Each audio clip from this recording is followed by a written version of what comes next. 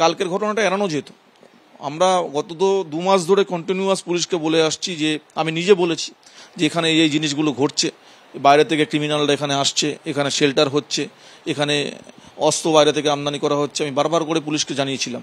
এটা যদি আগে ব্যবস্থা নেওয়া হতো তাহলে কিন্তু কালকের ঘটনাটা ঘটানোর সাহস দুষ্কৃতীরা পেত না। এখন তারা এতটাই বেপরোয়া হয়ে গেছে যে পুলিশ পোস্টিং অবস্থায় রাতের অন্ধকারে তারা 2:30টার সময় আবার বোম মেরে চলে যাচ্ছে। তা এটাকে বন্ধ করতে হবে।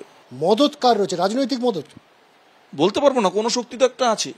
রাজনৈতিক কি কোনো একটা শক্তি আছে? না হলে আপনি বলুন না, সন্ধ্যা 7টার সময় কলকাতা শহরে, কলকাতা পুলিশের আন্ডারের যে অঞ্চল, সেখানে সন্ধ্যা 7টার সময় 6 থেকে 7 জন এসে বোমা বন্দুক নিয়ে তাণ্ডব করে চলে যাবে। কোনো শক্তি যদি পিছনে না থাকে তাহলে এটা সম্ভব?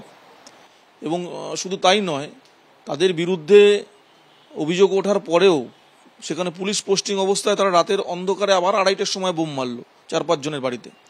এই যে ঔদ্ধত্য, এই যে ভয়ডরহীন মানসিকতা, এটা তো কোনো একটা শক্তি অবশ্যই পিছনে আছে বলেই সম্ভব।